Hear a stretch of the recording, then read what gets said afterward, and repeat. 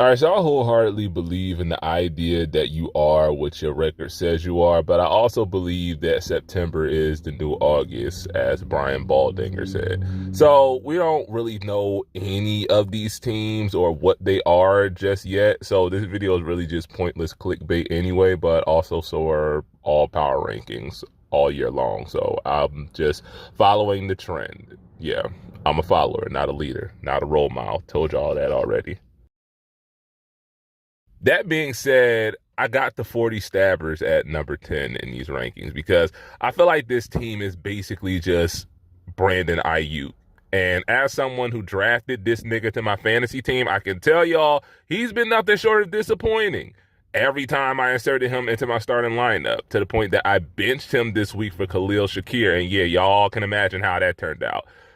Better than if I had started Brandon, though. My point is, this team is nowhere near midseason form, so I'm going to give them some grace because, you know, the Madden curse is contagious, apparently. That said, I expect by like week 8-ish for this team to look a lot closer to the Super Bowl contender that it was last year than it has for the first quarter of this one. But for now, number 10 is where we got San Fran. All right, so number 9, I got the Bills because somebody is got to win the AFC East. And the Dolphins are a Ferrari with a RAV4 engine while Tua is on the sideline, remembering his middle name. The Patriots are a mid-major college team at this point, and the Jets are going to implode under A-Rod's insurmountable ego. The Bills are what they always are every single year, a good, not great team that gets anointed September Super Bowl champs after knocking off a couple of tomato cans because Josh Allen is Jesus. But jokes aside, Josh is basically this team, or at least him and James Cook. And Josh and James need somebody to step up on that aside from themselves. They also have like a bottom 3 running defense, which might prove to be a problem once the rest of the league figures out that running backs are the new wideouts. Also, Von Miller is a POS. So, yeah, number 9. There you have it. Okay, so just because I'm trying to stick to my own rule here, I couldn't in good conscience put the Ravens any higher than 8, but probably as early as next week, they're going to take a big bump in my ranking. So yeah, just keep that in mind, Baltimore. Do you see what happens when you give the ball to Derrick Henry, right? Good things, good things. That's what happens. Well, for the Ravens, good things, not for anyone who has to play the Ravens. I'm not gonna lie, I was a little worried about what this D would look like post Mike McDonald and post week 1, but the Ravens are only allowing 50 yards per game this year, and that's good for best in the league. And Lamar might quietly be making a case for a 3rd MVP.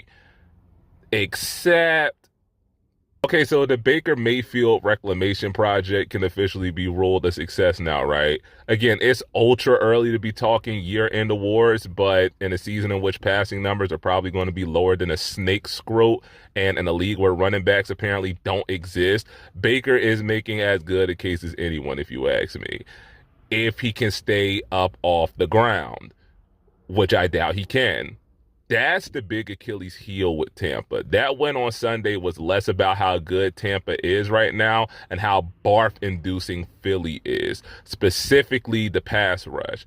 Just a week earlier, Tampa gave up 7 sacks, and their pass rush is basically non-existent outside of the Philly game.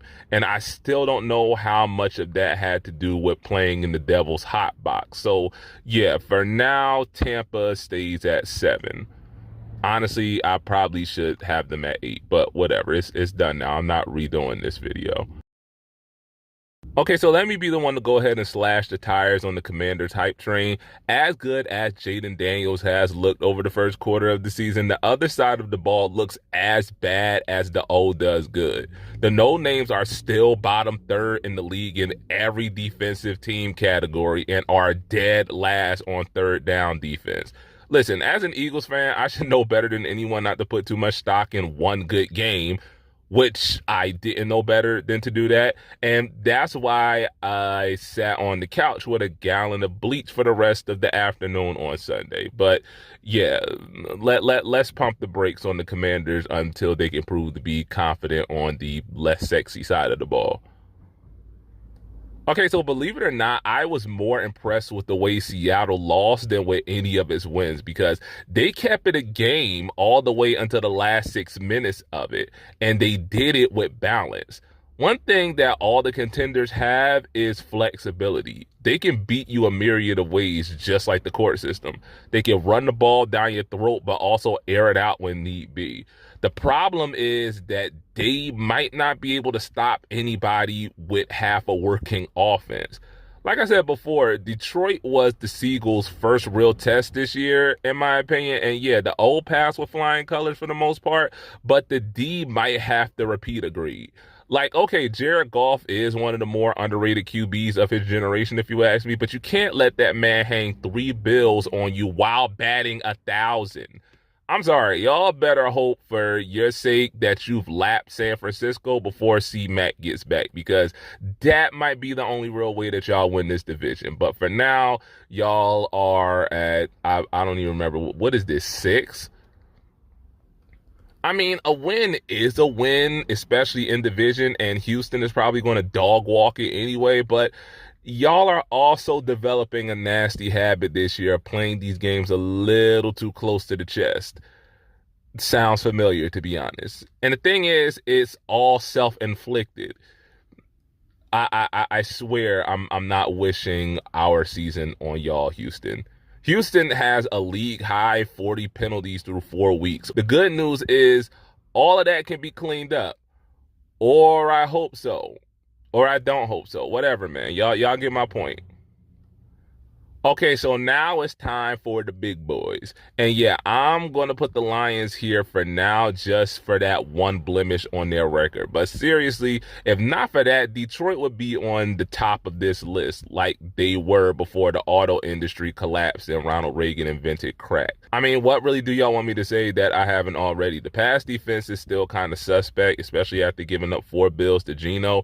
But does it really matter when you can hang 42 points on the ops at will?